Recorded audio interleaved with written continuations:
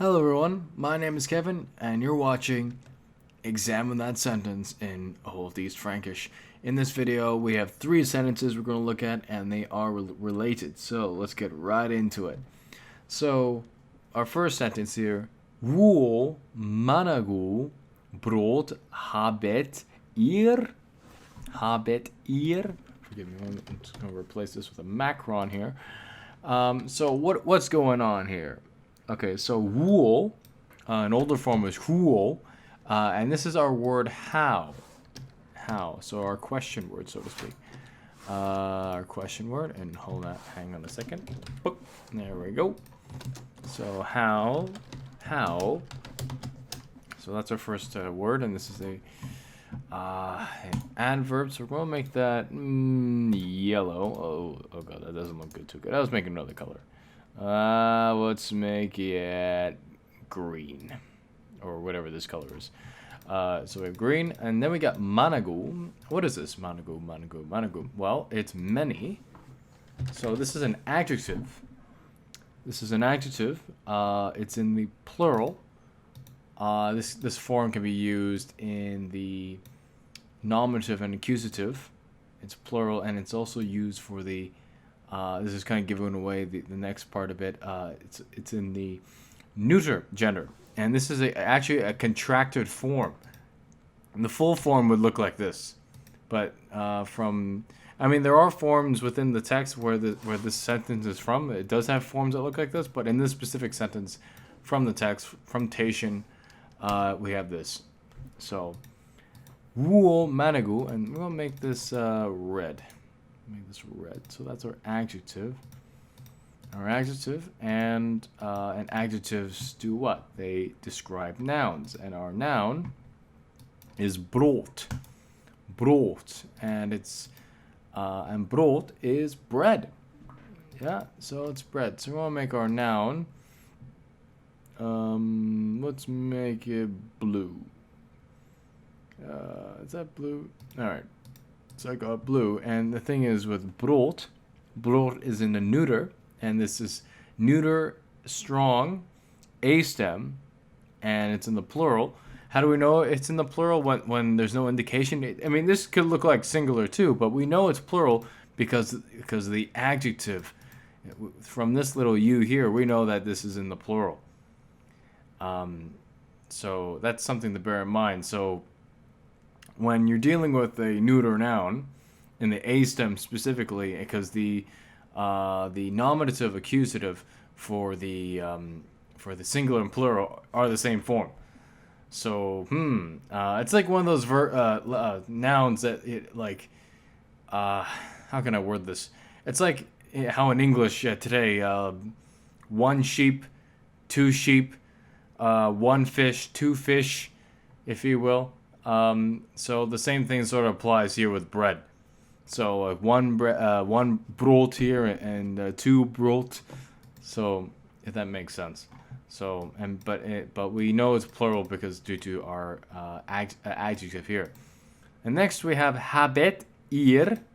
Habet is the plural. Plural. How can I word this? Second person. Plural. Second person. Hang on. I think it's like that. Hang on. Let me just take a pause here. And we're back. Sorry about that. I had to fix the macron there because I like my macrons in the right place according to the grammar book by Joseph Wright in his Primer of Old High German.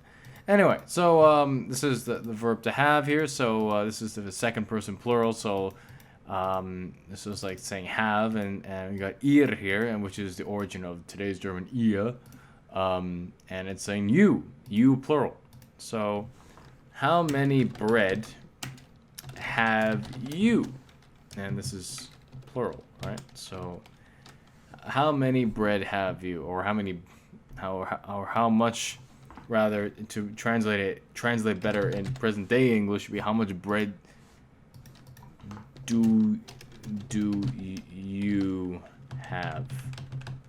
Yeah, if we wanted to translate it in how much bread do you have? if we want to translate it in proper, understandable present English, we would have to translate it like this. So, yeah, pretty straightforward. We got our question word here, our adverb. We got our adjective. We got our noun. We got our verb, and we got our personal pronoun, which is cool. How much bread do you have? Or how much bread have you? It's kind of like an older way of speaking. But let's move right on. Because the sentence after this follows. It's connected with this one here. So, hier ist ein Knecht, der habet 5 Leber, Gerstene in die Zähne Fiska.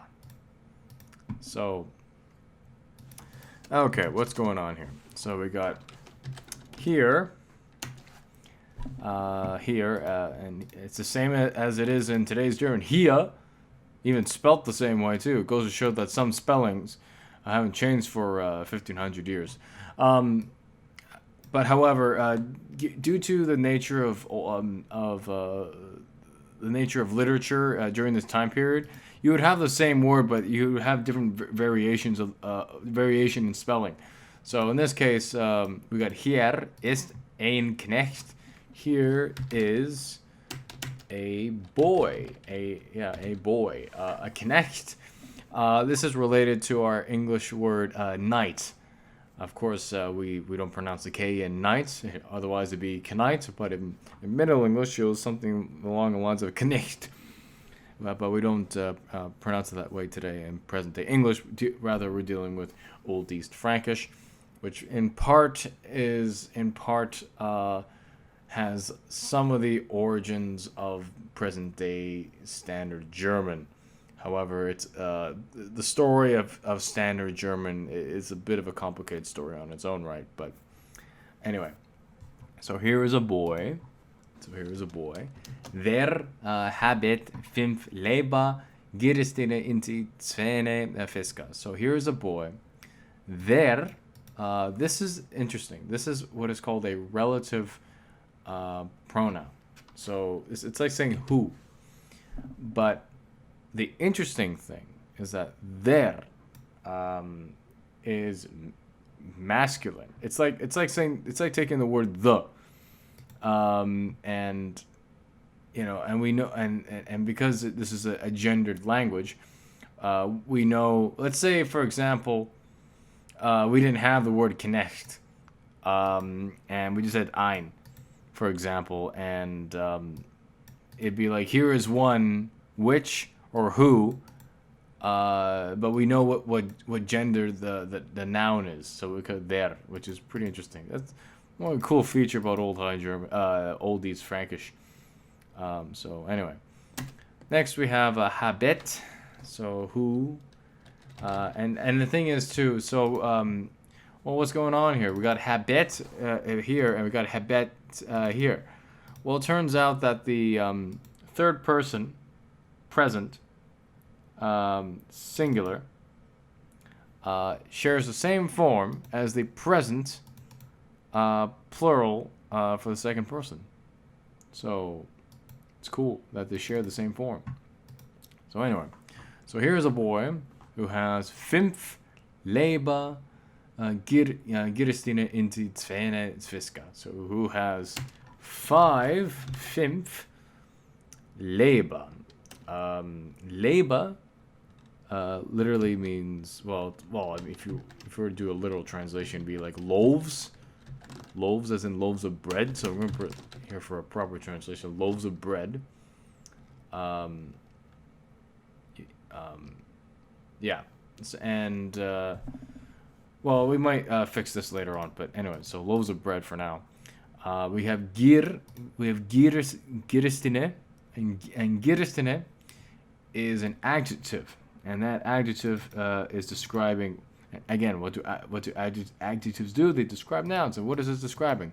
The 5 loaves of bread, and this adjective is barley, right? And Gerstene is in the masculine, plural, accusative. Right? So accusative, what does accusative mean? The direct object. Because in our sentence here, who's the subject? Who's in the nominative case? Well, it's the boy. Here is a boy. Here is a connect. So there's that. So we got some barley here. So was 5 loaves of 5 loaves of bread, barley. I mean, this is a very clunky translation. Let's fix it up a bit. So who has 5 loaves of barley bread? All right, that sounds a little nicer. And now we got and.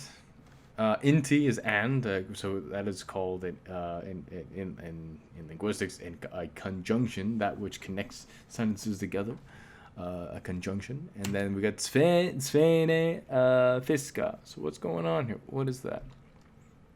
So svene is 2, but just not just any 2. It's 2 masculine. Yeah, even numbers have gender and case. So it's 2 in the accusative masculine, because what is it describing? It's just describing the fisk here. Okay, for sake of simplicity, fishes, because this is in the plural. This is the plural form of it. So, and because fish or fisk is in the masculine, is masculine, and thus having a masculine adjective to describe it. So makes sense, right? You got masculine adjectives that go with masculine nouns. Simple as that, really. So 2 fish, or 2 fishes, for sake of simplicity. Anyway, so okay, so what we got here? So here's a boy who has 5 loaves of barley bread and 2 fishes. Yeah. Okay. So this here, leba, loaves. This is in the accusative plural. Just as fiska here is in the accusative plural.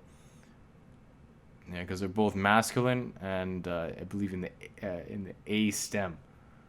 For those of you who like stems of nouns, that's like more advanced stuff. You would have to really examine, and by stem we're talking about like how because thing is, nouns in these old Germanic languages in general, each noun is classified by a stem, and the stem determines how the noun in question is declined, or inflected, if you will.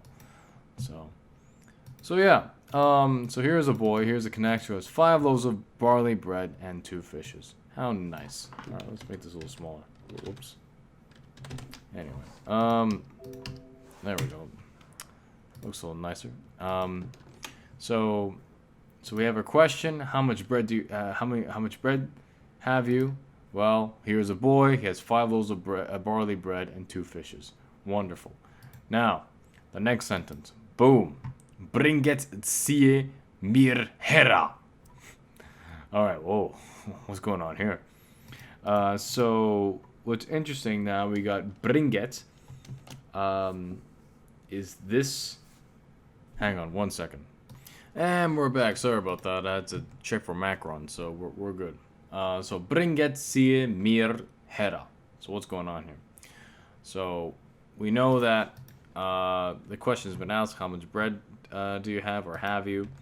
We know that there's a boy who has 5 loaves of barley bread and 2 fishes. Now, bringet sie mir hera. So bring. So this is the imperative. Imperative plural. Yeah. So imperative plural. So bringet, I believe. 1 second. And we're back. Yes. So this is what am I doing? Okay. So we have bring, and this is the plural, plural imperative. So it's like a command, right? So bring And bring C. That is like, it's like saying they, but like it's in this context it's the accusative, so it's like bring them. And we got Mia, which is, sorry, not Mia, Mir, which is a singular dative, so that's like to me, or bring them. Okay, translate it into English, be to me. And hera is, the way to translate this would be using an older word in English, be hither. It's like saying, like to here. Bring them to me here, to here, or over here, would be a way of translating in present day English. But yeah, so hera is not. It's like the word here, but like it's like saying to here, hence hither. So bring them to me. Whoa. Okay, bring them to me. To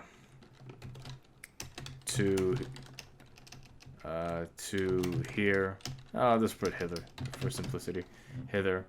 And interestingly enough, where's the subject of the sentence? Well, it's omitted.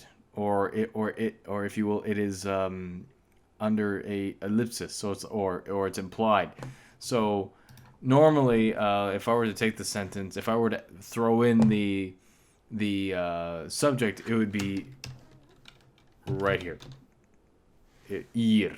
Yeah, I would like, it would be like saying, bring you them to me hither. Yeah, bring you them to me hither. Or bring them to me over here. I mean, there's many ways to say it, but like for simplicity's sake, and hither, bring them me hither. Bring them to me hither. Okay, I think I pretty much nailed it. Okay, and we're back again. My bad. Okay, so I made a little mistake because I like to follow Joseph Wright's grammar. Because different grammarians, or in these languages, they kind of pick and choose, and depending on the stress which they want to put onto certain vowels, perhaps for meter, when reciting poetry or this or that, or some grammarians or linguists, they put the accents or the macrons on different vowels, like for what they think the etymology of the word is. So according to Joseph Wright, there's no macron on ir. So we gotta find every ir and fix it. There we go. Boom. Wait, hang on. Whoops, that's not I. Okay, there we go. Boom. All right, cool. And that's pretty much it. How huo manago brote habet ir? How much bread have you? Here is ein Knecht. Here is a boy, and of course ein is one boy. So interestingly enough, yeah. So here's one boy. Der habet fünf Leber, gerstene inti tvene, fiska, and then bringet ihr sie mir hera. I guess it, like if you want to see it fast, it would be bringet ihr sie mir hera, as opposed to bringet ihr sie mir hera, possibly. Anyway, anyways, ladies and gentlemen, thank you for watching, and be sure to subscribe if you're new, and if you really like the channel, please become a patron at my Patreon page down below. Thanks for watching. Bye bye.